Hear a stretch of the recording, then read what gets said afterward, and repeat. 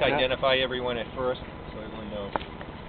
I'm Norfolk District Attorney Bill Keating. To my left is Stoughton Police Chief Tom Murphy. To my right is Captain John Gallagher of the State Police, who's assigned to the Norfolk District Attorney's office.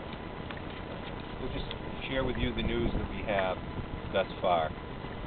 Around 3:30 this morning, a call came in to the Stoughton Police Station talking about a shooting that they thought occurred at 115 Lincoln Street in Stoughton. They arrived on the scene and determined that there was a male who later was identified as 21-year-old Stephen Irving, and you're aware from the scene that the person was deceased. They did call EMTs. They did respond that the person is dead of an apparent homicide. In fact, I would say the person's dead from a homicide. Crime scene services at the scene were able to find out that there were several rounds, likely from an automated weapon, high-caliber weapon. And that was shot through a window. The window itself is obviously been disturbed, penetration. The person is deceased, was shot in their bed with at least one round fired from that gun. Based on some information we were able to determine from people with knowledge at the scene, Stoughton Police, State Police attached to our office, pursued a lead, interviewed a person of interest, and that person of interest continued being questioned at the Stoughton Police Station. That person is now under arrest and will be charged with the murder of Stephen Irving. That person's name is Michael Blanchard of Plain Street, Stoughton, Mass., also 21 years of age. He remains under custody and will be arraigned most likely within the next 24 hours. There was no connection, by the way, as most of you are aware. A couple of weeks ago, there was another homicide in Stoughton. Let me be very clear. There's nothing, no information whatsoever that the two homicides were related. In fact, it's unusual. It was at 8 years prior to that there had been a homicide in Stoughton. So this community has been a peaceful one, and it's just an anomaly, in my opinion, that there happened to be two so close together. But there's no connection in that regard.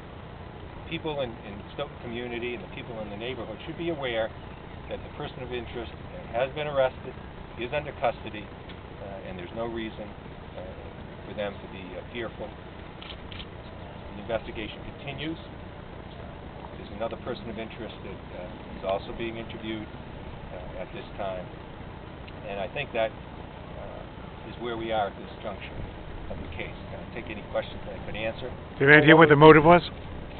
Well, we don't usually deal with motive, but one thing that we are investigating is the fact there was a prior charge against the victim just about 3 months ago, somewhere in the vicinity of 3 months ago, for an assault and battery with a dangerous weapon. That assault was the victim of that assault was someone known to the person that's under arrest. Whether that's connected or not, I can't say with certainty at this time, but it's something we're pursuing. Was the victim of that previous case, was that a woman or a man?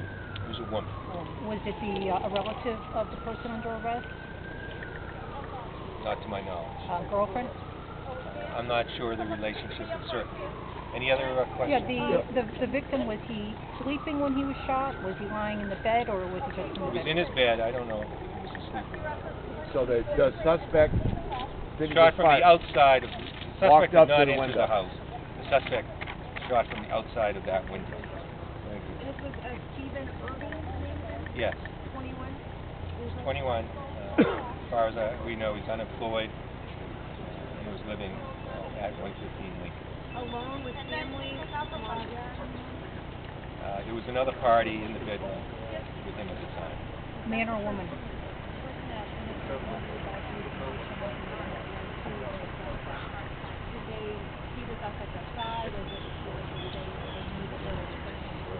We wouldn't be divulging that at this time. Any other questions? Maybe Chief Murphy, is this victim or suspect known to police?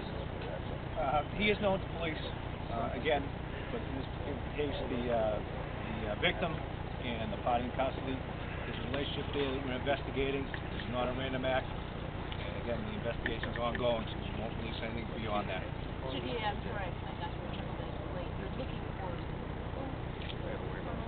No, we have a person of interest that we interviewed earlier.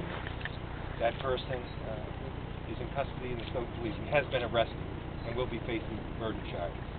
And the second person, that's the question, you're likely to face charges as well? It's a person of interest, and the interview's ongoing right now. So not a suspect, you wouldn't call that person a suspect? We wouldn't call that person a suspect at this time. The second person that's in the bedroom, man or a woman? It's a woman. And Stephen with a PH or a V? PH. Any other questions? At this point, you know, Well, we don't delve into what the motive would be, but we are exploring a charge that was pending against the victim in this case for assault and battery with a dangerous weapon a few months ago, and exploring whether or not there's any connection with that at this time. obviously the person must have known where his bedroom was. Was it on the first floor? It has to go down. It was on the first floor. It's a multi-family home, so expect that. And the woman that was in the room with the victim, that's not the same woman that was assaulted in the car. Can't you answer that? No, I think these are, no, it wasn't. Any other questions? I appreciate it. Thank you. Possibility of arraignment being today, this morning. We'll see, within 24 hours, that's in all likelihood. Thank you. Thank you very much.